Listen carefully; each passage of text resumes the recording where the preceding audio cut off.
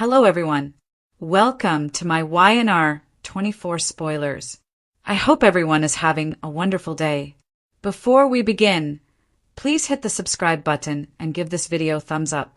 Kyle makes the decision to defend Claire in Los Angeles. The Young and the Restless Monday, October 6th episode featured a confrontation between Audra and Kyle. Sharon's suspicion that something was wrong with Noah, and Victor getting ready to implement his plan. The Young and the Restless events. On The Young and the Restless, Jack and Diane had a wonderful marriage. Kyle saw Audra in Chancellor Park and attempted to pass her unseen. She reprimanded, "Look who's stalking who now."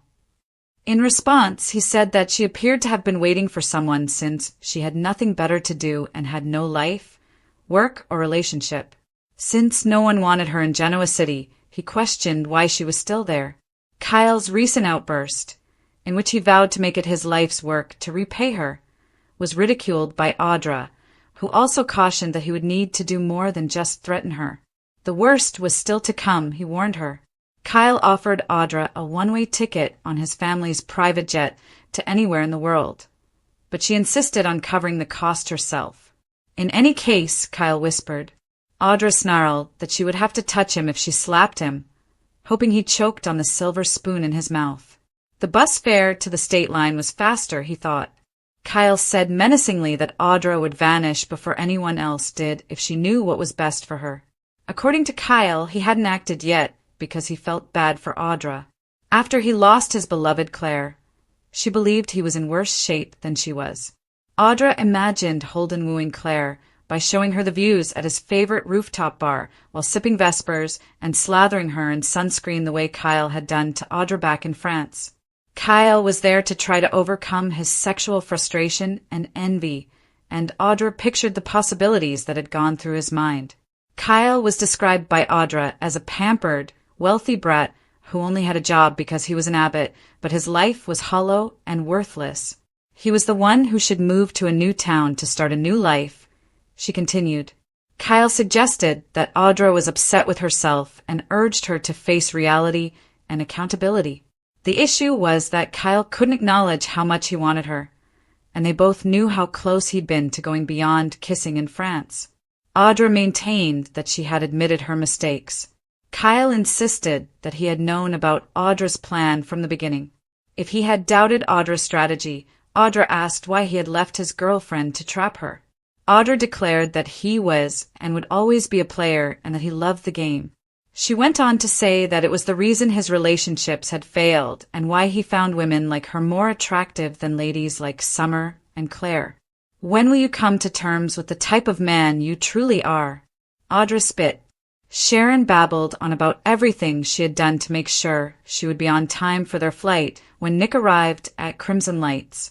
He told her that Victor had called him to the ranch and he suspected his father was itching for a fight, so there was a potential he would miss the flight. Nick proposed that Sharon take a plane to Los Angeles, alone, and he would come either the following morning or later that evening. Since their son had seemed strange in their previous conversations, she advised him not to keep her and Noah waiting for too long. Nick believed that Noah might simply be anxious about starting a second club, but Sharon felt that Noah had only asked for their advice as a way to get them both to Los Angeles. According to Sharon's lecture, Noah anticipated seeing Nick with her, and she was concerned that Nick might be dragged into the next stage of Victor's war and miss the trip to Los Angeles. Not at all. Nick promised that he would make the trip. Nick knew Sharon was concerned about Mariah, too. Mariah had checked herself into a clinic in Boston, according to Sharon. Nick emphasized that what mattered most was that Mariah was receiving the assistance she required, even if Sharon hoped Daniel and Tessa would stop by. Sharon dreaded the idea that Mariah's situation would worsen before improving. As a mother, it was difficult to not worry, but Sharon understood that Mariah needed to resolve it on her own. Nick pleaded with Sharon to make her flight, and he assured her that he would be in Los Angeles soon. Audra responded that she was flying alone when Sharon later served her and inquired as to whether Nate would be traveling with her. "I'll be flying alone soon to see Noah, who might open a club in LA," Sharon chirped. Audra questioned whether he missed art, but she was glad he had discovered his passion. According to Sharon, Noah had a busy life and was much in love with Allie. Audra gritted her teeth. Victoria assumed Victor was preparing for combat when she saw him reading The Art of War at the new Newman Ranch. Victoria remembered that the book was a present from Cole to him, and Victor was understanding if she didn't want to meet. With Cain pursuing their family, she realized that everyone needed to be on guard. Victor also said that he had requested that Adam and Chelsea shorten their work trip. They had to destroy Cain because, as Victor revealed, he had refused to comply with his requests. Victor was eager to destroy Cain's reputation by having Adam and Chelsea spread the word on all of Newman Media's channels about Cain and Colin defrauding a widow of her fortune. Victor expected that once people realized Cain was a fraud like his father, they would no longer view him as a clever businessman. Although Victoria was aware that Adam was prepared to shoot, she was hesitant because she thought the plan may worsen the situation. Victoria was reassured by Victor that he had prepared for any scenario. Although both sides had just threatened, Victoria was concerned that Cain might release his AI if they followed through on their threats. Victor boasted that it was only the beginning of his assault. Victoria surmised that Victor's truce with Jack had something to do with the following moves, but Victor explained that he had not made any agreements. Sun Tzu's advice to strengthen one's allies before launching an attack made Victoria laugh. She anticipated that Victor would wait for Jill's response before deciding whether or not to side with her. Victor expected things to work out well for their family, but he wasn't sure if Jill wanted to work with him or Jack. Victor revealed that all he wanted was for Jack to believe they would be collaborating. Since he was scheduled to be on a plane to Los Angeles, Nick apologized for being late as he entered. Victor was adamant that their family and business came first, and he needed Nick's counsel because every decision they made would have a significant impact. Nick questioned whether Victor's plan had been approved by Nikki. Nikki's priorities, according to Victor, were becoming Chancellor CEO and a member of their family. Victoria expressed her fear that Cain would strike back after they made the harmful information public. Nick wondered if it would be better to ignore Cain rather than provoke him. Victor maintained that Cain had to understand the gravity of his threats. Victor gave Nick instructions to let Adam know that he should be prepared and to let the IT staff know to keep an eye out for any irregularities. Although Victoria claimed to have the greatest cyber defense available and to have updated their firewall, they were unsure if Cain's AI program was genuine. Cain had no idea what he was up against, and Victor anticipated that they would find out very shortly. Diane had a feeling Victor was planning something at Jabot. "As do I," Jack answered, and Diane asked him to be careful. Jack stated that he didn't intend to have much faith in Victor. Since he hadn't heard from Jill, Jack thought that time was running out while she was in town and wondered where her allegiances lay. Jack told Diane that he had made the decision to divide and conquer with Victor. Diane warned him against it since, without help, he would be endangering both Jabot and himself. Jack assumed that he and Victor would each independently convince Jill of the dangers of Cain's scheme, but he wasn't depending on Victor to save him because he had his family to do it for him. Diane was concerned that Jack was exposed by Victor's reluctance to commit to joining. In addition to loving his father and upholding the Abbott name, Jack contended that Jill had paid a heavy price to protect Chancellor. That Jill would let Cain drown Chancellor or Jabot was beyond Jack's comprehension. Diane noticed that Kyle seemed to have forgotten their scheduled meeting. She observed that he had been dejected that morning, and she felt bad since she believed he believed that she and Jack had sided with Claire. Jack claimed that although he felt sorry for his son, Kyle was mostly to blame for the predicament. Diane was taken aback by Jack's icy tone. Jack retorted that he was simply being practical because they had discovered that Kyle's worst fear was being pampered. It sounded like an accusation to Diane. Diane vowed that she had nothing against Kyle growing from his mistakes, but she began to reconsider adopting a tough love strategy after witnessing his suffering. She was worried that when Kyle made a mistake, his first instinct was to snap, and she feared that he would vent his rage on Holden and Audra. Jack believed Kyle was composed and would not react in a stressful situation. Diane asked Kyle how he was doing when he came into the office. Kyle acknowledged that Claire's choice had sandbagged him and prevented him from being himself. But he was now upright and prepared to battle. Jack cautioned Kyle that any decisions he made in a fit of rage would be more instinctive than logical. Kyle felt that he should have trusted his instincts instead of overanalyzing the situation. He declared that he was leaving for Los Angeles because he had made the decision not to wait to find out what would happen with Claire, to address any outstanding issues with Jill by doing whatever necessary to win her. Nikki and Jill resolved their outstanding issues. According to Tuesday, October 7th, 2025, spoilers for The Young and the Restless, Nick is doubting Phyllis's partnership with Kane. Tessa is concerned about Mariah's safety, and Nikki is resolving unresolved business with Jill.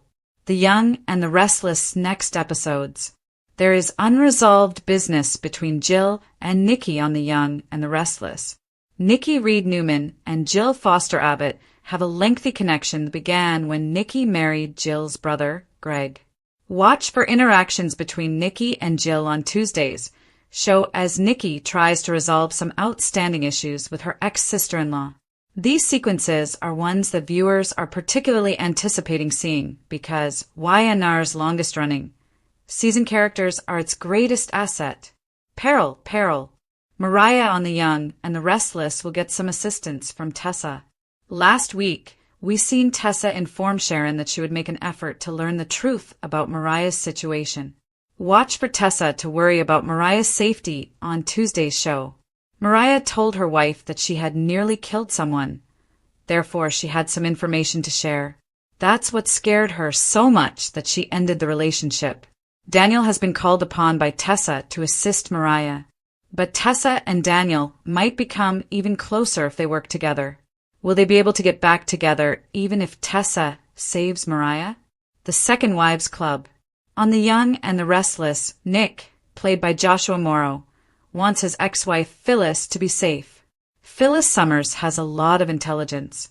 She must have received emotional support as part of her divorce settlement from Nick, Joshua Morrow, her ex-husband. The man watches his ex-wife because she still loves her very much. Watch for Nick to raise doubts about his ex-wife's alliance with Kane on Tuesday's broadcast. Aristotle Dumas is a mysterious figure. On some days, he is only focused on his personal connections, and on other days, he is determined to take over Genoa City. Nick has good reason to be worried about Phyllis's relationship with Kane. Nick is the only person Phyllis will listen to in her life. Should we keep an eye on Billy, the corporate wild card? Billy Abbott's situation on The Young and the Restless hasn't gone as planned. Billy was ready to launch Abbott Communications before Kane Ashby was revealed as Aristotle Dumas. But as the black sheep of the Abbott family learned how to get Chancellor back, he became obsessed with beating Victor Newman. Not only did Billy's collaboration with Kane fall apart, but his brother, Jack Abbott, has also formally withdrawn the money from Abbott Communications. Billy is the perfect wild card because every aspect of his business goals has fallen apart, leaving him hurt. Billy is desperate to establish his worth.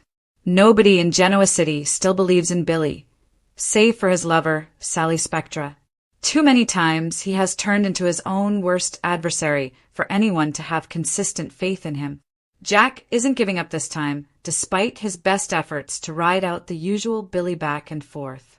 Kane Ashby, Jill's fictitious son, will always be preferred over Billy, her biological son.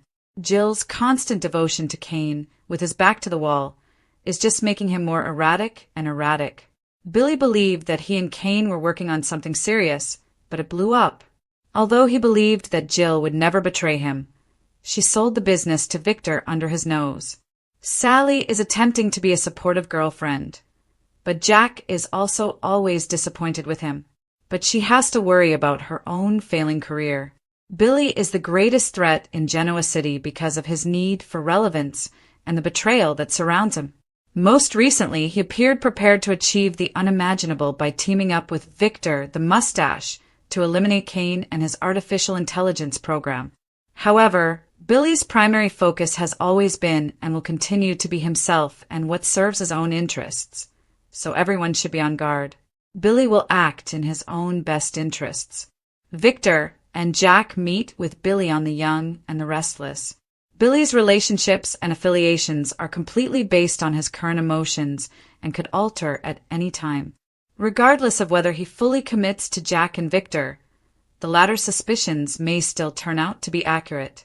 Victor had a suspicion that Billy could quickly return to Kane and inform him of their plans.